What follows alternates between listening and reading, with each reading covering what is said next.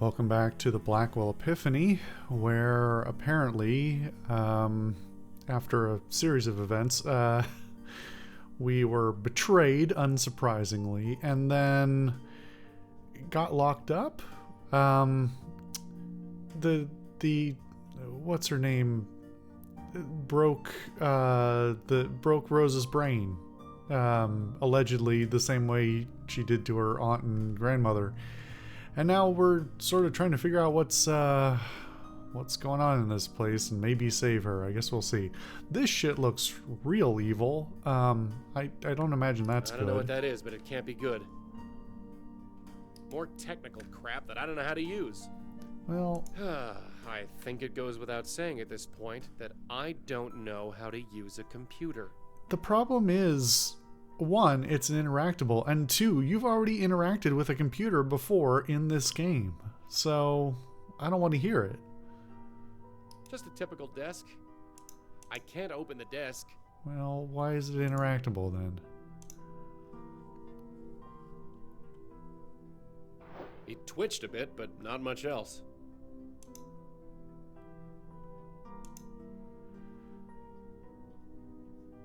What do you want me to do, scare it? Yes. It's the elevator. The only way out of here I can see. So what happens if we go through it? We've had a surprising amount of reach so far. Just an elevator shaft. Can't get out that way. No point. No point. It's not like I can get very far. I guess we're going back the other way. I don't know why there's all this. Well, maybe it's so that when Rosa does get out, she can go somewhere. So, does this guy have anything more to say to us? Hey, Yes. Look, I got my own problems. Never mind. We could go try and interact with Rosa again, but I want to make sure we've got a comprehensive look at this. I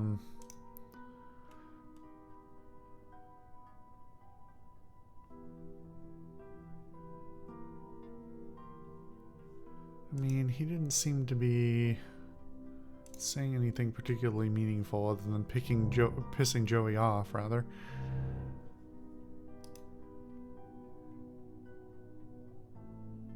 Huh. Oh, here we This letter go. is dated several years ago. April 12th, 2010. To all staff from Donald Quentin, MD, be advised that no patient is to be placed in Unit 2 until further notice. As you are all aware, that unit was occupied by Mr. Benjiro Hattori until his death last week. The room has been deemed unsafe by hospital inspectors. Okay. So the guy in there is Benjiro. It's kind of late in the game to be introducing this stuff. Is there anything else I missed in here? I don't know. I just walked in and realized that looked kind of conspicuous. Alright, maybe that's our ticket. So the question is, like, was Benjiro a normal guy, or was he who was like spiritually attuned in some way, or was he actually a bestower?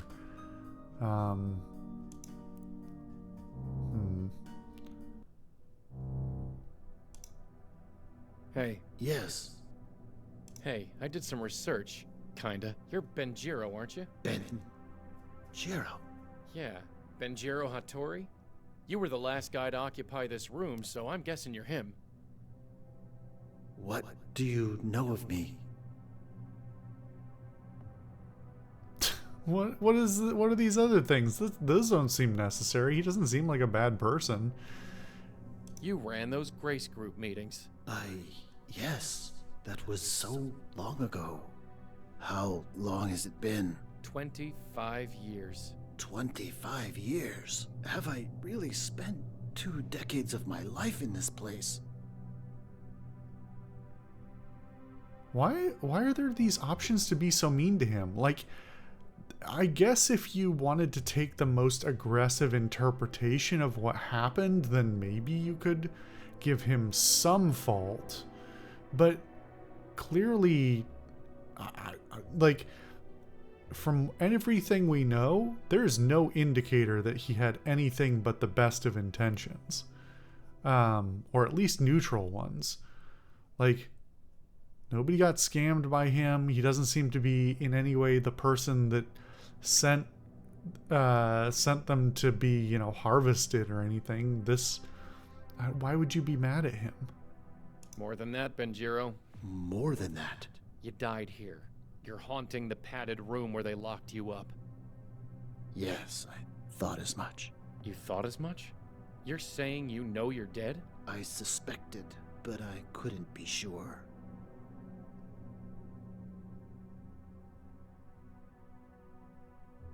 You suspected? What gave you your first clue? Folks stop returning your calls? No need to be flippant. Yeah, it was My kind of mean, people Joey. spend so much time avoiding death that we refuse to believe it when it happens. Your people? Yes, I'm part of a society. Some would call us vampires, but not the kind from stories. Oh. We extend our own lives by consuming the positive energy from willing subjects. Oh. They die, but we live. Well, never mind. Now I look stupid. So...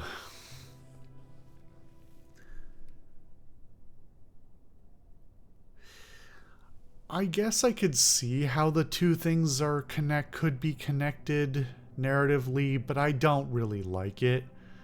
The only real substantial connection that I see between the last game and this one is that there are other people who are also spiritually attuned enough to have some knowledge and or control of things. Everything else about this game's narrative stands more or less on its own. And to imply, with no prior context that I can think of, that maybe he had these ulterior motives the entire time seems insane. And I don't think there's a ton more game after this. If we're only like halfway through the game, then maybe this would be an interesting revelation, but I don't think that's what this is. We ran into one of your people last year. Guy named Gavin. He killed a bunch of people. He tried to kill us. He did say He's willing. dead now. I see. You must understand, I am not like my colleagues. I never liked hurting people, but I didn't want to die either. So I made a point of studying the life energy we consumed. I created the Epiphany experiment. The Epiphany experiment. I wanted to improve the lives of those I fed upon, not destroy them. Instead of removing positive energy from a subject, I increased it. I enabled them to achieve their heart's hidden desire, to create a surplus of positive energy, and I skimmed off the top. That's an interesting concept. I don't think they're going to do what I want them to, which is to explain how he was able to facilitate people magically being happy and doing things. I mean, it could just be that he psychologically manipulated them through, you know, presumably some sort of supernatural means to be incredibly happy at whatever they ended up doing. Without the specifics, like if you start calling into question, because I think the implication this whole time has sort of been all of these people feel like they fell into doing what they were destined to do, which gets into the foibles of the human mind and how you can convince yourself of pretty much anything is somehow more than it seems. You know, if you're ultimately it kind of doesn't matter if you do a job or whatever that gives you abject fulfillment. It doesn't really matter whether destiny exists or not. Personally, I don't think it does. I don't think there's any reason to believe that it does. But a lot of people do find that kind of thing, that kind of control beyond themselves to be some sort of in some way psychologically fulfilling. So I would guess that that's kind of the way this whole thing worked, especially because being in a support group and a recovery group or whatever they wanted to, whatever they initially framed this as to get people to come in the first place, those are already going to be people who are inherently feeling somewhat hopeless and lost, and are even more psychologically primed to be manipulated. Sounds too negative, but manipulated into being abjectly happy and, fulfilled at whatever they do next. But it does seem like there should be some sort of true supernatural aspect in world that should be explained. Let me guess. It failed. Yes and no. It worked too well. My mind couldn't take the energy. I went a bit mad. Ended up committed here. And here I am. Well, I hope you're satisfied. Your experiment ended up killing your subjects. Even worse, their souls. Their souls? You made them weak. Weak enough that they got, soul-napped by this spook named Madeline. I see. I did not consider that eventuality, but it does explain much. Eh? Come with me. I must show you something. Okay. Gotta manually follow him, huh?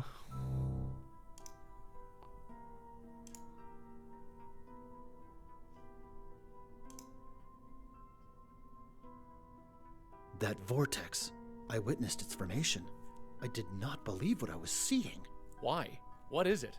Energy is siphoning through the void at an alarming rate. Something is calling it, drawing it like a beacon. Something with enormous power. Something, huh? And what is this something? I cannot say, but don't you recognize the location? That vortex is over Grace Church. Madeline. Yes, if she has harnessed as much energy as you say, that is the only answer. But why would she do such a thing? What she is doing will destroy her soul, rip it into shreds. What She is said she she wanted doing? to stop existing. I guess this was her backup plan. Good riddance. You don't understand. This energy, it won't stop at just her.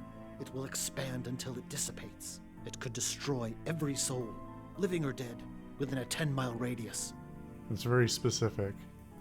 Of course it will. Damn it, this is my fault. Again, I set her loose. It's not enough, is it? It's not enough to destroy 3 generations of women. It's not enough to destroy half a dozen spooks. No. You gotta fry your own soul into oblivion and take the whole damn city with you. So, what do we do? Where the hell are you going? I am leaving. I must get myself out of range. What are you gonna do, haunt Jersey?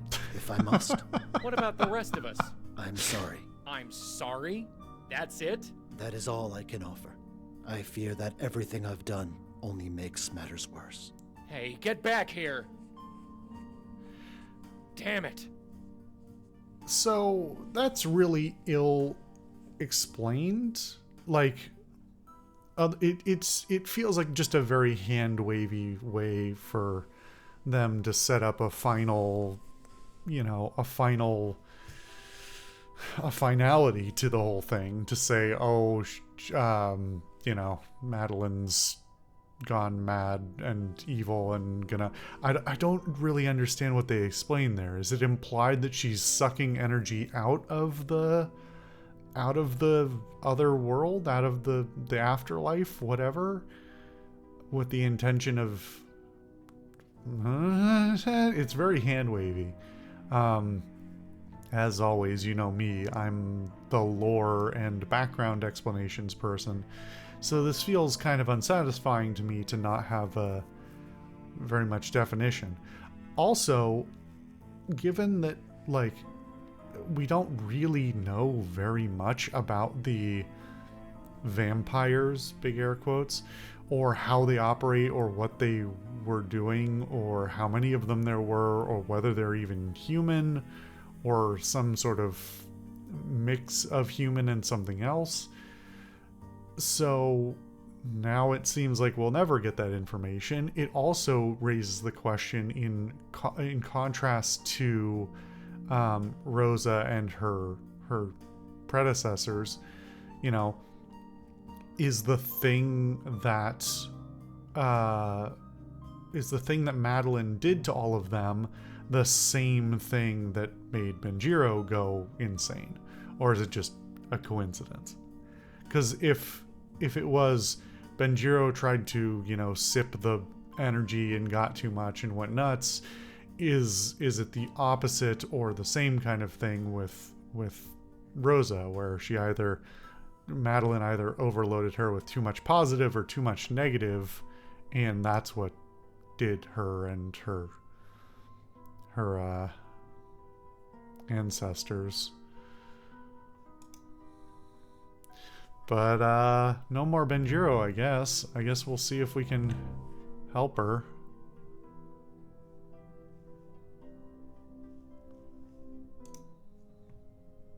Maybe we should have tried to Red, interact with her it's first. Me. Are you even in there? Are you somewhere else? You're still breathing. You're still alive. I figure somehow, maybe you can hear me. Maybe I'm wrong, but talking is all I'm good for these days, so what else can I do? You gotta wake up. Things are bad out there. Really, really bad. So bad that I'm not sure we can stop it. But we gotta try. We're the only ones who can. You understand? We. It's gotta be the both of us. Because let's face it, I'm nothing. Just a gust of wind. I don't know what to do. Just get up. Get up, and we'll fix this. Somehow, I promise. I do sort of hope we get one more flashback. Did you to hear the that? No. to the original Madeline and her attached person and Joey thing, so we can see how Joey ended up attached to her. Auntie? Yeah, kiddo? Huh. Yeah. Just get up. Are you hearing that? Get up, and we'll fix this. I don't hear anything. I think... Somehow, I promise. I really think... Please. You okay? I'm fine. I'm gonna look around. Sure, kiddo. I'm not going anywhere.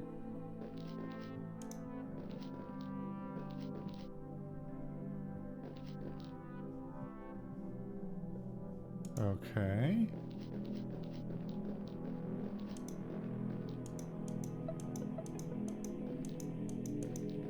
Wait, there was something there for a second.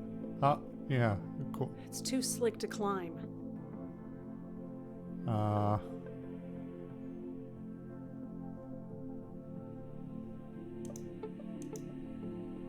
It's too...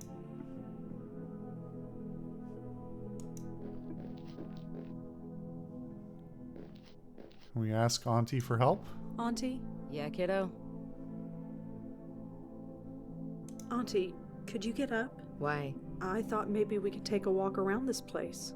Maybe find a way out. I'm fine right here. Auntie, there's this ledge. I can't reach it. I could really use your help getting up there. What's the point? There might be a way out. Something to get us out of here. Why would I want to do that? I think Joey needs our help. He doesn't deserve it. Joey's told me stories about how he saved your life. He saved mine too. Only after putting us in danger in the first place. You can't blame him for that. Just watch me. That's more resentment than I expected from her.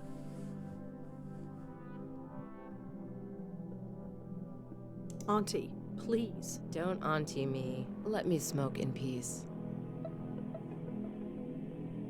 Joey was so wrong about you. What do you mean? He doesn't say much about his past, but get him talking about you and he won't shut up. You should be more like Lauren, Red. Your aunt wouldn't take that from nobody. He didn't mean to, but for years he made me feel like I couldn't measure up, that I was nothing, insignificant when compared to you. But he really didn't know you, did he? You don't actually care about anything. How could I? Joey's voice in my ear, always pushing me, following me around like a lost puppy, and all those ghosts. Night after night after night, I just got numb.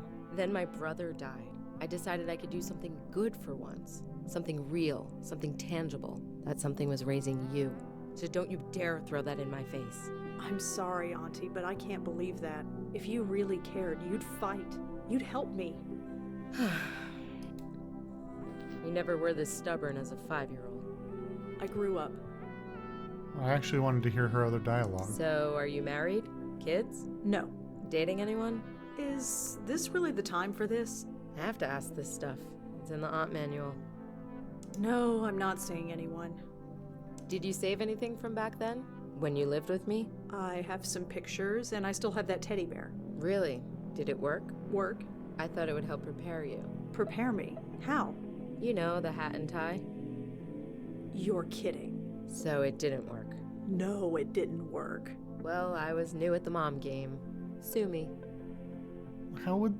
Okay, I don't know how she thought that would help, but okay. So how is Joey these days? He's Joey. Huh, I guess that says it all. Come on, let's move it. Come on. Dang it, I actually wanted to see her other dialogue, and I was really, like, hesitating on what to click on because I didn't want to select the ones... Damn it. Alright, well, whatever.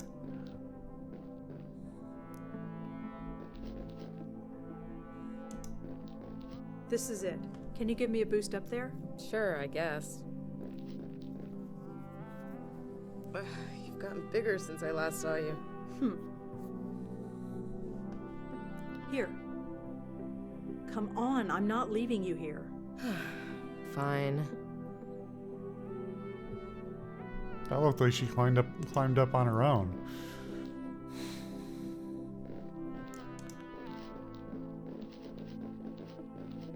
Auntie, are you okay? Nothing, it's just... Auntie, What? we need to keep moving. It hurts. Don't you feel it? Yes, but I can't stay here, and neither can you. I mean, the thing is that... Well, I mean, is she gonna go back as a ghost? Because Rosa still has a body. Lauren doesn't. Do you feel it? Yeah. Let's keep moving.